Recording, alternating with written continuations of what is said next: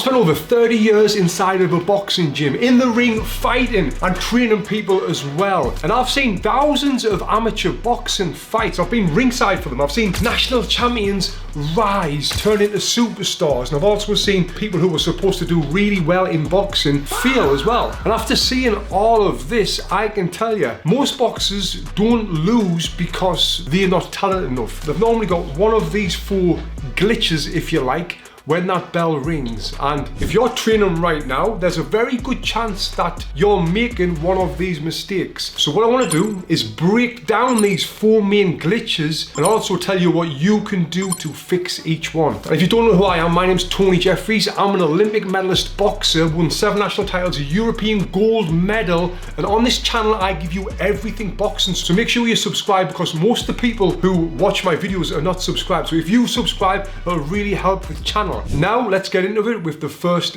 glitch, which I call the adrenaline dump. And if you've been in the ring, you've probably experienced this. I know that I have. When that bell rings, what happens? Well, our heart rate spikes, our breathing changes, everything speeds up. We start to get a little bit more tense than we were just 10 minutes ago in the dressing room. And then instead of sticking to your game plan or your strength, something that you're really good at, people end up rushing and trying to win the fight straight away. Throw too many punches, they'll be loading up. And when you load up, what do? Well, you hold your breath. They'll try and win the fight within the first 20 seconds. When I was young, I used to do this all the time, because often I would win the fight in 20 seconds. So I would try even harder. And then when that bell rings after the end of round 1, and then it's then when you're like, absolutely gassed. And I've seen insanely talented fighters in the gym, on the bags, on the pads, even in sparring, where they're really good and they're beating everyone and they're looking amazing, but they can't control themselves in the ring because of panic, and they end up getting tired and not being able to do what they do best. Now, this isn't a fitness issue, it's more like a nervous system issue. Now, here's the good news for you. This is very trainable. Now, as daft as this may seem, we've got to train ourselves to breathe. Now you might be thinking, well, that's crazy, Tony. I'm sitting here watching this video right now and I'm breathing. I don't have to train myself for breathing. But right now you haven't got a monster in front of you throwing punches trying to knock your bloody head off. If you have, and you're watching this video at the same time, then yeah,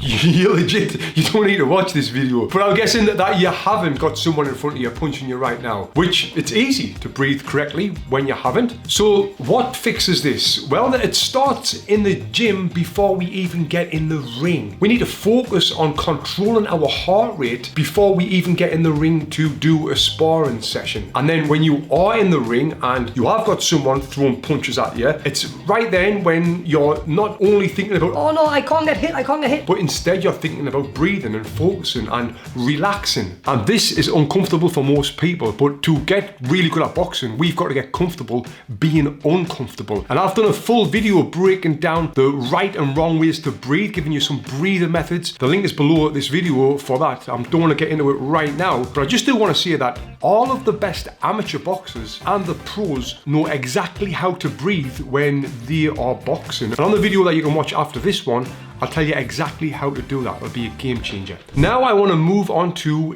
glitch number 2. Now this is the reason why Great Britain boxing team, that little small island where I'm from, we've got way better amateur boxers than that big island across the pond, our friends in America. Now, do you know why this is? Well, I do, and I boxed multiple American champions. I boxed the American team captain, Christopher Downs, and the reason why I beat him and qualified for the Olympics and he didn't was because of this one important thing, the most important thing. And I've seen this really hold back so many people and prevent them from having the success that they could have in their careers if they did fix this. And this is all about you not having that fluid movement and being able to, like what Muhammad Ali said, float like a butterfly.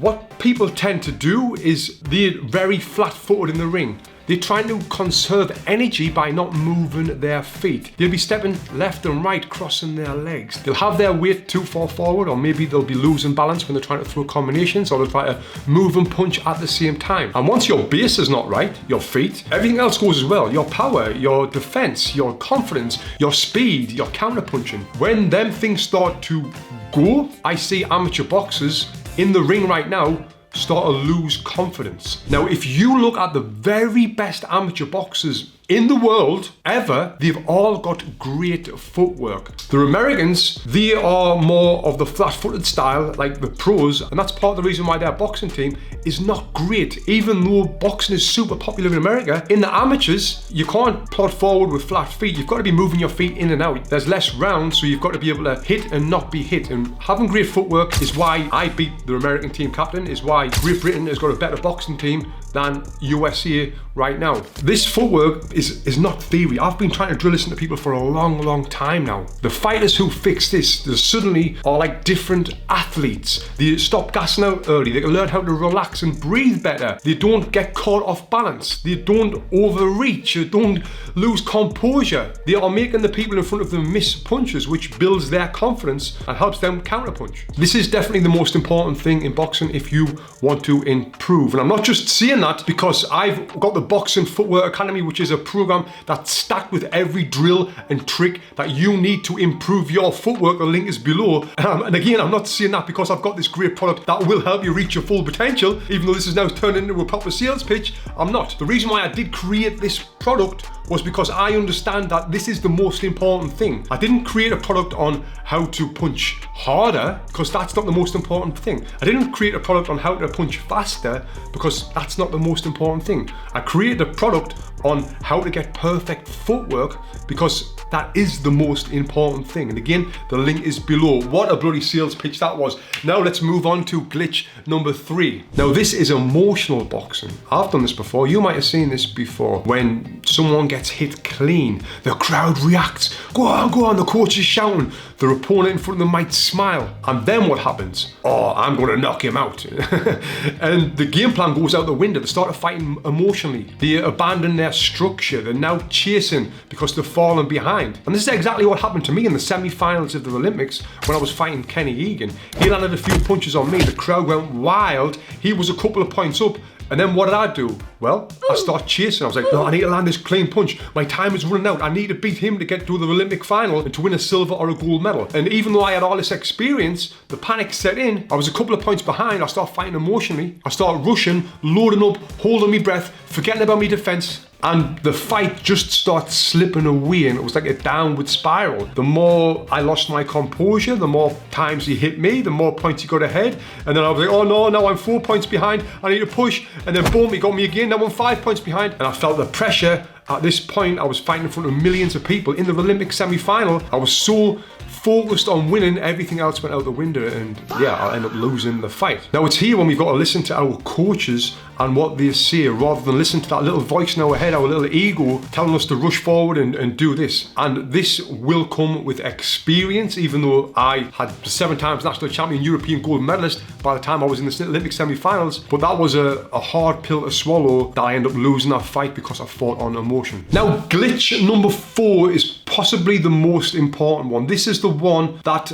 has destroyed so many people. And I know it's affected you, it's definitely affected me. Now before I talk about that, I want to talk about something that is clinically proven to boost performance, and something that I'm taking right now before training. And this wasn't around when I was fighting, and I wish it was. This is nitrous from a very unique research company called DoNotAge.org. And right now I'm feeling a huge boost in my energy levels when I take this before training. But it does a lot more than that. This increases the nitric oxide in our bodies, which in turn increases my blood flow, leading to more oxygens in my muscles and my brain. I take this before a workout, and even though I am 40 years old right now, this is helping me keep up with the younger guys in the gym. So I wish I had this years ago. And don't just take my word for it. In 2025, a clinical trial showed that nitrous by Do Not Age boosted nitric oxide levels in humans over 200%. So this is perfect for training harder, working out longer, and recovering faster. Now if you want to get some, Do Not Age, the research company actually sponsoring this video, I'll add the links below, and if you use code BOXING, you're going to save a little bit of money as well. I highly recommend it. So number 4, and I know that you've heard this before, he lost the fight before he got in the ring.